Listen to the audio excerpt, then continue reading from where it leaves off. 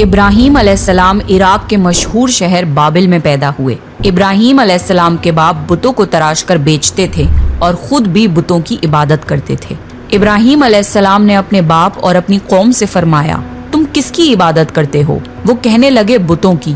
ابراہیم علیہ السلام نے فرمایا، جب تم بتوں کو پکارتے ہو تو کیا وہ سنتے بھی ہیں یا وہ تمہیں کوئی نفع اور نقصان بھی پہنچا سکتے ہیں؟ تو لوگوں نے کہا، یہ ہم کچھ نہیں جانتے، ہم نے تو اپنے باپ داداؤں کو اسی طرح کرتے پایا ہے۔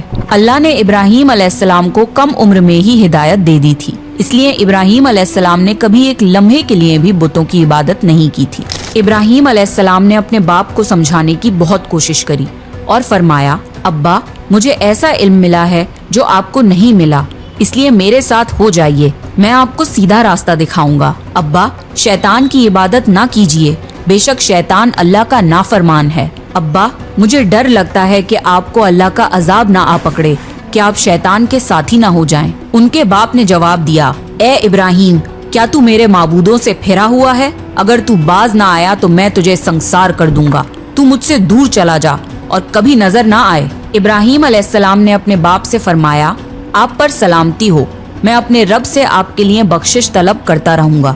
والد کے سخت جواب کے بعد ابراہیم علیہ السلام نے ان سے علیحدگی اختیار کر لی۔ ابراہیم علیہ السلام بت پرستی سے سخت چڑھتے تھے۔ عید کے دن ان کی قوم کے لوگ کھانا پکا کر معبودوں کے سامنے رکھ دیتے، پھر شہر کے باہر ایک میدان میں جمع ہوتے، وہاں کھیلتے کودتے اور خوشیاں مناتے۔ شام کو گھروں کی طرف آتے، صبح بتوں کے پاس جو کھانا رکھ گئے تھے اس کو اٹھاتے اور تبرک سمجھ کر کھا جاتے۔ اس دفعہ جب عید کا دن آیا تو سب تیار ہو گئے، پر ابراہیم علیہ السلام تیار نہیں ہوئے۔ وہ لوگ جانے سے پہلے ابراہیم علیہ السلام کے پاس آئے اور پوچھا، کیا آپ ہمارے ساتھ نہیں جائیں گے؟ ابراہیم علیہ السلام نے آسمان کی طرف نگاہ کی اور فرمایا، میں بیمار ہوں۔ وہ لوگ ابراہیم علیہ السلام کو چھوڑ کر چلے گئے۔ پھر ابراہیم علیہ السلام ان بتوں کے پاس گئے، دیکھا کہ ان کے سامنے کھانا پڑا ہے اور ان بتوں نے اس کھانے کو چھوا تک نہ تھا۔ ابراہیم علیہ السلام نے انہیں مخاطب کر کے کہا، یہ اتنا کھانا تمہارے سامنے پڑا ہے، تم اس کو کھاتے کیوں نہیں؟ تمہیں کیا ہو گیا ہے کہ بات تک نہیں کرتے؟ پھر پوری طاقت سے کلہاڑا مار کر ان کے ٹکڑے ٹکڑے کر دیے، لیکن بڑے بت کو چھوڑ دیا۔ تمام چھوٹے بتوں کو توڑ کر کلہاڑا اس بڑے بت کے کندھے پر رکھ دیا۔ لوگ جب واپس لوٹے تو حیران رہ گئے کہ یہ کیسے ہو گیا۔ قوم کے لوگوں نے مشورہ کیا کہ سب کو جمع کرو اور ابراہیم کو بلاؤ اور اسے سزا دو۔ سب جمع ہو گئے اور ابراہیم علیہ السلام سے بولا گیا، اے ابراہیم ہمارے بتوں کے ساتھ یہ حرکت تم نے کی ہے؟ ابراہیم علیہ السلام نے جواب دیا، یہ کام تو اس بڑے بت کا ہے، مجھ سے کیوں پوچھتے ہو؟ تم اپنے معبودوں سے کیوں نہیں پوچھ لیتے کہ ان کے ٹکڑے ٹکڑے کس نے اڑائے ہیں؟ ابراہیم علیہ السلام کی یہ بات سن کر وہ سب سوچ میں پڑ گئے۔ پھر کہا، اے ابراہیم کیا تمہیں علم نہیں کہ یہ بول نہیں سکتے؟ اب ابراہیم علیہ السلام نے فرمایا، تم اللہ کے سوا ان کی عبادت کیوں کرتے ہو جو تمہیں کچھ بھی نفع نہ دے سکیں اور نہ ہی نقصان پہنچا سکیں؟ تعجب ہے تم پر اور ان پر بھی جن کو تم اللہ کے سوا پکارتے ہو۔ تم ان کی پوجا کرتے ہو جن کو تم خود اپنے ہاتھوں سے تراشتے ہو۔ کیا تم میں بالکل عقل نہیں؟ لیکن سب کچھ سمجھنے کے بعد بھی وہ لوگ اپنے کفر پر ڈٹے رہے اور ابراہیم علیہ السلام کو سزا دینے کا فیصلہ کر لیا۔ پھر ان لوگوں نے ایک میدان میں کئی دن تک خوب ساری لکڑیاں جمع کی اور اس میں آگ لگا دی۔ جب آگ خوب بھڑک اٹھی تو انہوں نے ابراہیم علیہ السلام کو رسیوں سے باندھ کر اس آگ میں ڈال دیا۔ اس وقت ابراہیم علیہ السلام نے یہ دعا پڑھی، حسبنا اللہ و نعم الوکیل، میرے لیے اللہ کافی ہے اور وہی بہترین کارساز ہے۔ اللہ نے آگ سے فرمایا، اے آگ ابراہیم پر ٹھنڈی ہو جا اور سلامتی والی ہو جا۔ چنانچہ جب ابراہیم علیہ السلام کو آگ میں ڈالا گیا تو وہ ٹھنڈی ہو گئی۔ آگ بھی اللہ کے حکم کے بغیر نہیں جلا سکتی، اس لیے کیونکہ یہ بھی اللہ کی مخلوق ہے اور اس کی قدرت بھی اللہ کے پاس ہے۔ اس لیے جب آگ کو اللہ کی طرف سے ٹھنڈا ہونے کا حکم ہوا تو وہ ٹھنڈی ہو گئی۔ آگ نے نہ ابراہیم علیہ السلام کے کپڑے جلائے اور نہ جسم کے کسی حصے کو نقصان پہنچایا، صرف وہ رسیاں جلائیں جن سے آپ کو باندھا گیا تھا۔ لوگ آگ کے آس پاس ابراہیم علیہ السلام کو جلتا ہوا دیکھنے کے لیے کھڑے تھے، لیکن وہ یہ دیکھ کر حیران رہ گئے کہ ابراہیم علیہ السلام بڑے ناز سے آگ کے درمیان بیٹھے ہیں۔ लोग इस मौजज़े को देखकर हैरत ज़दा थे। फिर इब्राहीम अलैहिस्सलाम आग से निकले। इतना बड़ा मौजज़ा देखने के बाद भी लूत अलैहिस्सलाम के सिवा कोई ईमान नहीं लाया। पूरे बाबिल शहर के लोग कुफर ही पर डटे रहे। इब्राहीम अलैहिस्सलाम उनका ये रवैया देखकर नाउम्मीद हो गए कि इससे बढ़कर ये कौन सा मौजज़ा देखना चाहते हैं। उस वक्त बाबिल पर नमरूद नामी बादशाह की हुकूमत थी। जब उसके पास इस मौजज़े की खबर पहुंची तो उसने अपने दरबार में इब्राहीम अलैहिस्सलाम को पेश करने का हुक्म दिया। उसने इब्राहीम अलैहिस्सलाम से उनके रब के बारे में पूछा। इब्राहीम अलैहिस्सलाम ने जवाब दिया, मेरा रब वो है जो जिंदा करता है और मारता है। जवाब में उसने कहा, मैं भी जिंदा करता हूँ और मारता हूँ। उसने हुक्म दिया कि जेल से 2 आदमियों को ले आओ। फिर उसने एक को कत्ल करने का हुक्म दिया और दूसरे को माफ कर दिया और कहने लगा कि देख लो, मेरे हुक्म से लोग मरते हैं और मेरे हुक्म से उन्हें जिंदगी मिलती है। इस पर इब्राहीम अलैहिस्सलाम ने कहा, बेशक अल्लाह सूरज को मशरिक से लाता है, तू उसको मगरिब से ले आ। इस पर नमरूद के पास कोई जवाब न था। फिर उसने इब्राहीम अलैहिस्सलाम को शहर से निकल जाने का हुक्म दिया। इब्राहीम अलैहिस्सलाम इराक को छोड़कर शाम की तरफ चल दिए। यहाँ पर उन्होंने अपने चचा की बेटी सारा अलैहिस्सलाम से शादी की और यहीं रहने लगे। इस शहर के लोग बुतों की पूजा नहीं करते थे, बल्कि सितारों को पूजते थे। ये लोग रात को इबादत करते थे क्योंकि सितारे रात को दिखते हैं। एक रात इब्राहीम अलैहिस्सलाम इन लोगों के साथ निकले और एक चमकते हुए तारे को देखकर मजाक में बोले कि ये मेरा रब है। फिर जब वो तारा छुप गया तो बोले कि ये मेरा रब कैसे हो सकता है जो छुप जाए। अगली रात उन्होंने चांद को देखकर बोला, ये मेरा रब है। फिर जब दिन हुआ और चांद छुप गया तो बोले, ये रब कैसे हो सकता है। अगर दिन के वक्त किसी को अपने रब की हाजत होगी तो वो क्या करेगा। इन बातों से इब्राहीम अलैहिस्सलाम उन लोगों को गौर व फिक्र की दावत दे रहे थे ताकि वो लोग गौर करें। फिर जब दिन हुआ और सूरज निकला तो कहने लगे, ये मेरा रब है, ये तो सबसे बड़ा है। लेकिन जब वो भी गुरूब हो गया तो कहने लगे, ये भी रब कहलाने के लायक नहीं, ये सब तो मखलूक हैं और इनका खालिक कोई और है। मैं तो उसकी इबादत करता हूँ जिसने आसमान और जमीन को पैदा किया। उन लोगों ने फिर भी कुफर ही किया और कोई भी ईमान नहीं लाया। चुनाचे इब्राहीम अलैहिस्सलाम ने फिर हिजरत करने का फैसला किया और मिस्र जा पहुँचे। मिस्र के बादशाह को खबर मिली कि एक शख्स हिजरत करके आया है और उसके साथ एक औरत है जो बहुत हसीन और जमील है। उस बादशाह ने अपने लोगों को भेजा कि उस औरत को मेरे पास ले आओ और पता करना कि उसके साथ जो आदमी है वो कौन है। अगर वो उसका शौहर हो तो उसे कत्ल कर देना। उधर बादशाह ने अपने लोगों को भेजा, इधर अल्लाह ने इब्राहीम अलैहिस्सलाम को वही भेज दी। इब्राहीम अलैहिस्सलाम ने सारा अलैहिस्सलाम से कहा, अगर वो तुमसे मेरे बारे में पूछें तो कह देना तुम मेरी बहन हो। फिर उन्होंने समझाया कि इस रूहे जमीन पे मेरे और तुम्हारे सिवा कोई ईमान वाला नहीं, इस लिहाज से तुम मेरी दीनी बहन हो। उस जालिम बादशाह ने सारा अलैहिस्सलाम को अपने महल में बुला लिया। जब उसने सारा अलैहिस्सलाम के साथ बदकारी करने के लिए अपने हाथ आगे बढ़ाए तो सारा अलैहिस्सलाम ने अल्लाह से दुआ की और दुआ की बरकत से उस बादशाह का हाथ जम गया। वो बुरी तरह चीखने लगा और उसके सारे मुलाजिम आ गए। ये देखकर सारा अलैहिस्सलाम डर गईं और सोचा कि अगर ये मर गया तो लोग ये सोचेंगे कि मैंने इसे कत्ल किया है। फिर उन्होंने उसे निजात देने के लिए अल्लाह से दुआ की और उस बादशाह का हाथ ठीक हो गया, पर उसने फिर से वही हरकत की, उसका हाथ फिर जम गया। ऐसा 3 मर्तबा हुआ और आखिरी बार उसने सारा अलैहिस्सलाम से वादा किया कि अब की बार अगर तू मुझे इस मुसीबत से निजात दिलाएगी तो मैं तुझे छोड़ दूंगा। फिर सारा अलैहिस्सलाम ने अल्लाह से दुआ की और वो ठीक हो गया। फिर उसने सारा अलैहिस्सलाम को इज्जत से रिहा कर दिया और उनकी खिदमत के लिए अपनी बेटी हाजरा को उनके साथ कर दिया। सारा अलैहिस्सलाम जब वापस आई तो इब्राहीम अलैहिस्सलाम ने फरमाया कि अब हम यहाँ नहीं रहेंगे बल्कि वापस जाएंगे। फिर वो लोग वापस फिलिस्तीन चले गए। इब्राहीम अलैहिस्सलाम की उम्र 86 साल की हो गई, पर उनकी कोई औलाद न थी। तो सारा अलैहिस्सलाम ने सोचा, मैं बांझ हूँ और इब्राहीम अलैहिस्सलाम को औलाद की तमन्ना है, तो क्यों ना मैं हाजरा अलैहिस्सलाम का निकाह इब्राहीम अलैहिस्सलाम से करा दूं।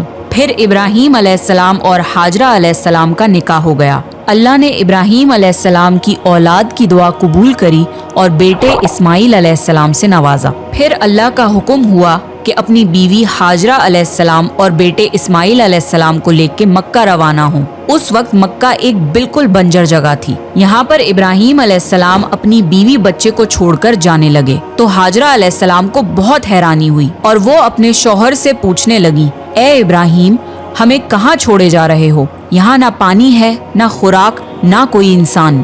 ابراہیم علیہ السلام نے کوئی جواب نہیں دیا اور چلتے رہے۔ ہاجرہ علیہ السلام ان کے پیچھے چلتی رہیں اور سوال کرتی رہیں کہ ہمیں کس کے حوالے کر کے جا رہے ہو؟ یہ تو بالکل بے آباد جگہ ہے۔ ابراہیم علیہ السلام نے پھر بھی کوئی جواب نہیں دیا۔ آخر ہاجرہ علیہ السلام نے ان سے پوچھا، کیا آپ کو اللہ نے اس کام کا حکم دیا ہے؟ تو ابراہیم علیہ السلام نے فرمایا، ہاں۔ تب سیدہ ہاجرہ مطمئن ہو گئیں اور بولی، اگر یہ بات ہے تو اللہ ہمیں بالکل ضائع نہیں ہونے دے گا۔ خوراک اور پانی چند دن میں ختم ہو گیا۔ پانی کا ایک بھی قطرہ نہ بچا۔ خوراک نہ ملنے کی وجہ سے ماں کا دودھ بھی خشک ہو گیا۔ اب بچہ بھوک سے بلکنے لگا۔ ہاجرہ علیہ السلام اپنے بچے کو بھوک سے روتا ہوا نہیں دیکھ سکتی تھی، اس لیے انہوں نے بچے کو وہیں چھوڑا اور پاس کی پہاڑی صفا کی طرف دوڑی کہ شاید کسی طرف پانی یا خوراک نظر آ جائے یا کسی انسان کی جھلک نظر آ جائے۔ جب کچھ نظر نہ آیا تو نشیب کی طرف پہنچی، پر جب انہیں بچہ نظر آنا بند ہو گیا تو تیزی سے مروہ کی پہاڑی کی طرف دوڑی۔ وہاں بھی کچھ نظر نہ آیا۔ خیال آیا کہ پھر سے کوشش کرنی چاہیے۔ اس طرح انہوں نے صفا اور مروہ کے درمیان 7 چکر لگائے۔ اللہ کو ہاجرہ علیہ السلام کی یہ ادا بہت پسند آئی اور اللہ نے ہاجرہ علیہ السلام کی اس سنت کو برقرار رکھنے کے لیے اسے حج کا حصہ بنا دیا۔ یہی وجہ ہے کہ مسلمان حج اور عمرے کے وقت صفا اور مروہ کے درمیان صحیح کرتے ہیں۔ جب وہ آخری مرتبہ مروہ پر پہنچی تب انہیں ایک آواز سنائی دی جو اسماعیل علیہ السلام کے قریب سے آ رہی تھی۔ وہ جلدی سے اپنے بچے کے پاس پہنچی تو دیکھا کہ اسماعیل علیہ السلام کے قدموں کے نیچے سے پانی پھوٹ رہا ہے۔ اللہ نے جبرائیل علیہ السلام کو ہاجرہ علیہ السلام کی مدد کے لیے بھیجا تھا۔ انہوں نے زمزم والی جگہ پہ اپنا پر مارا تو اسماعیل علیہ السلام کے قدموں کے پاس سے زمزم کا عظیم چشمہ جاری ہو گیا۔ اللہ نے اپنے ان بندوں کے لیے زمین پھاڑ کر ایک چشمہ نکال دیا۔ یہی آب زمزم کا آغاز تھا۔ ہاجرہ علیہ السلام پانی کو حیرانی اور خوشی سے دیکھ رہی تھیں۔ جب انہوں نے دیکھا کہ پانی چاروں طرف بہہ رہا ہے تو انہوں نے زمین کو کھودنا شروع کر دیا تاکہ پانی ادھر ادھر نہ بہہ جائے۔ پھر انہوں نے اس گڑھے کے چاروں طرف پتھر رکھ دیے اور بولی، زم زم، یعنی رک جا۔ نبی صلی اللہ علیہ وسلم کا فرمان ہے، اللہ اسماعیل علیہ السلام کی والدہ پر رحم فرمائے، اگر وہ جلد بازی سے کام نہ لیتی تو زمزم ایک بہنے والا چشمہ ہوتا۔ ہاجرہ علیہ السلام نے اسماعیل علیہ السلام کو پانی پلایا اور خود بھی پیا۔ بس یہی آب زمزم ان کے کھانے اور پینے کا کام دیتا تھا۔ کچھ ہی دنوں میں ہجرت کرنے والا ایک قبیلہ پانی کی تلاش میں وہاں پہنچا۔ انہوں نے ہاجرہ علیہ السلام سے وہاں پڑاؤ ڈالنے کی اجازت مانگی۔ ہاجرہ علیہ السلام نے فرمایا، ٹھیک ہے، لیکن آپ کو اجرت ادا کرنی ہوگی۔ قبیلے کے لیے یہ سستا سودا تھا۔ انہوں نے فوراً حامی بھر لی۔ اس طرح وہاں رہائش شروع ہو گئی اور اسماعیل علیہ السلام وہاں پرورش پاتے رہے۔ اس قبیلے کی مکہ میں رہائش ابراہیم علیہ السلام کی دعا کا نتیجہ تھی۔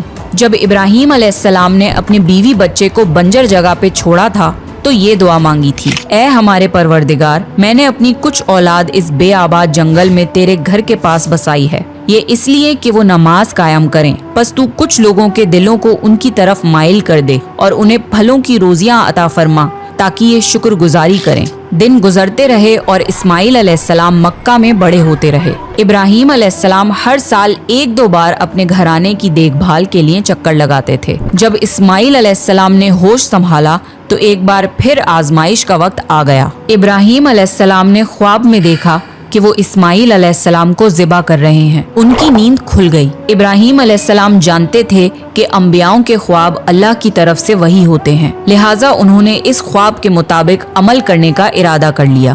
ابراہیم علیہ السلام نے اسماعیل علیہ السلام سے فرمایا، میرے پیارے بیٹے، میں نے خواب میں دیکھا ہے کہ میں تمہیں ذبح کر رہا ہوں، اب تم بتاؤ کہ تمہاری کیا رائے ہے؟ اسماعیل علیہ السلام نے فرمایا، اے ابا جان، آپ کو جو حکم ملا ہے اس کو کر گزریے، انشاءاللہ آپ مجھے صبر کرنے والوں میں پائیں گے۔ باپ بیٹے دونوں اللہ کا حکم پورا کرنے کے لیے پیش ہو گئے۔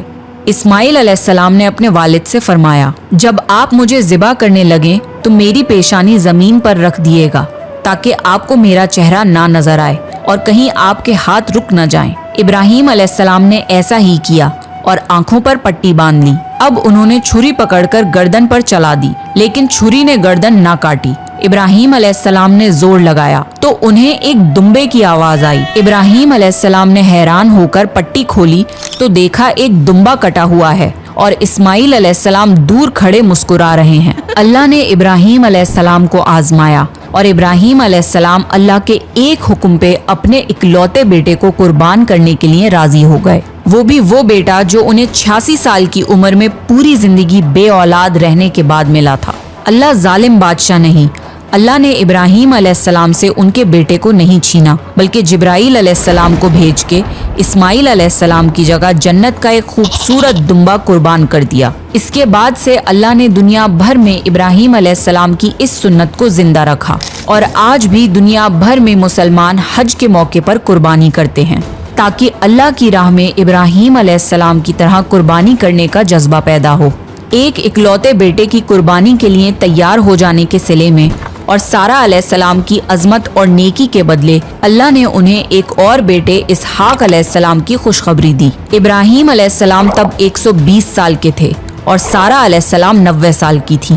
دونوں پر بڑھاپا طاری ہو چکا تھا۔ اللہ نے یہ خبر سنانے کے لیے فرشتے بھیجے۔ فرشتوں نے ابراہیم علیہ السلام کو سلام کیا اور بیٹے اسحاق علیہ السلام کی خوشخبری دی۔ یہ سن کر سارہ علیہ السلام بہت حیران ہوئی، کہنے لگی، کیا میں بچہ جنوں گی؟ حالانکہ میں بانجھ ہوں اور میرے خاوند بوڑھے ہو چکے ہیں۔ یہ تو حیرت کی بات ہے۔ اس پر فرشتوں نے کہا، اللہ کے فیصلے پر تعجب نہ کیجیے، یہ تو اللہ کی آپ پر رحمت ہے، بے شک وہ قابل تعریف ہے۔ ابراہیم علیہ السلام اسماعیل علیہ السلام سے ملنے مکہ آتے رہتے تھے۔ ایک مرتبہ انہوں نے فرمایا، اے میرے بیٹے، اللہ تعالیٰ نے مجھے حکم دیا ہے کہ اس مقام پر اللہ کا گھر تعمیر کرنا ہوگا۔ اسماعیل علیہ السلام نے فرمایا، میں حاضر ہوں۔ پھر ابراہیم علیہ السلام اور اسماعیل علیہ السلام نے مل کے کعبہ کی تعمیر کی۔ جب وہ بیت اللہ کی بنیادوں کو بلند کر رہے تھے تو دعا مانگ رہے تھے کہ اے ہمارے رب، ہماری محنتوں کو قبول فرما، تو دعا کو سننے والا جاننے والا ہے، اور ہمیں اپنا فرما بردار بنا،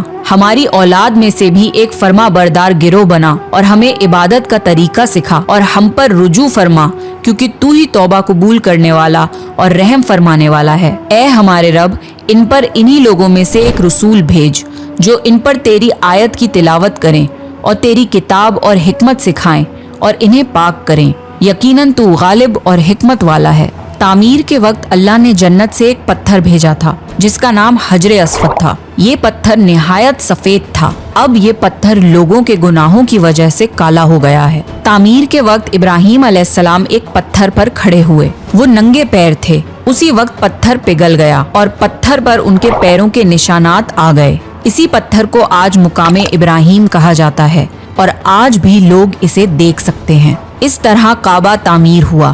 اللہ نے ابراہیم علیہ السلام کو حکم دیا کہ لوگوں میں حج کا اعلان کرو۔ اس پر ابراہیم علیہ السلام نے فرمایا، اے اللہ، میری آواز بھلا کس کس تک پہنچے گی؟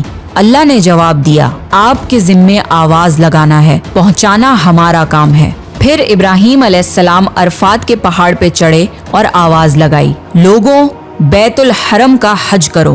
اس کی برکت سے اللہ نے بیت الحرم کی محبت لوگوں کے دلوں میں ڈال دی، جس کی وجہ سے آج تک ہر کوئی حج اور عمرہ کی خواہش رکھتا ہے، اور ہزاروں لوگ ہر سال بیت اللہ کا حج کرنے کے لیے آتے ہیں۔ ابراہیم علیہ السلام نے 175 سال کی عمر میں وفات پائی۔ ابراہیم علیہ السلام پر بہت آزمائشیں آئیں، پر ہر معاملے میں ابراہیم علیہ السلام اللہ کے وفادار رہے۔ اس لیے اللہ نے ابراہیم علیہ السلام کو خلیل الرحمن کے لقب سے نوازا، یعنی اللہ کا دوست۔